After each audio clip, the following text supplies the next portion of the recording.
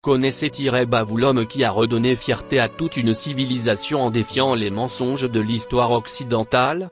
Voici l'histoire de Cheikh Anta Diop, le penseur sénégalais qui a réécrit l'histoire de l'Afrique. L'enfance et les études.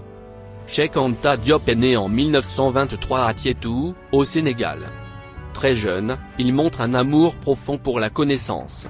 Il étudie à Dakar, puis part à Paris, où il se plonge dans les mathématiques, la physique, mais surtout dans l'histoire. Il veut comprendre pourquoi l'Afrique est-elle considérée comme inférieure? Et surtout, est-ce que cela reflète vraiment la vérité? Réécrire l'histoire. Cheikh Anta Diop commence à étudier les civilisations anciennes, et une chose l'interpelle. L'Égypte ancienne, si admirée en Occident, était-elle une civilisation africaine? À travers des recherches scientifiques, linguistiques et culturelles, il démontre que l'Égypte antique est bel et bien noire et africaine. Cette affirmation bouleverse l'ordre établi. Son ouvrage Nation, nègre et culture est une bombe intellectuelle, il redonne à l'Afrique sa place dans l'histoire universelle. Les rejets et la résistance. Mais ces idées dérangent. Ces thèses sont longtemps rejetées par les historiens occidentaux, voire moquées. Mais Diop tient bon. Il continue ses recherches, publie, enseigne, et inspire toute une génération. Il crée même un laboratoire de datation par le carbone 14 à Dakar, pour que l'Afrique puisse faire ses propres recherches.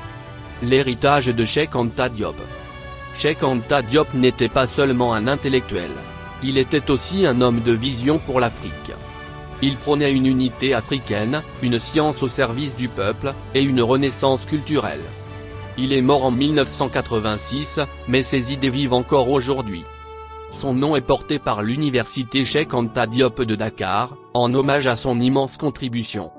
Le message de Cheikh Anta Diop. Cheikh Anta Diop a prouvé que l'histoire ne se subit pas, elle se réécrit.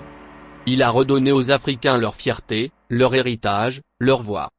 Et il nous rappelle une chose essentielle. L'Afrique n'est pas née dans l'ombre de l'histoire. Elle en est une lumière oubliée. Si ce héros t'a inspiré, abonne-toi à la chaîne L'Afrique en parle. D'autres grandes figures t'attendent.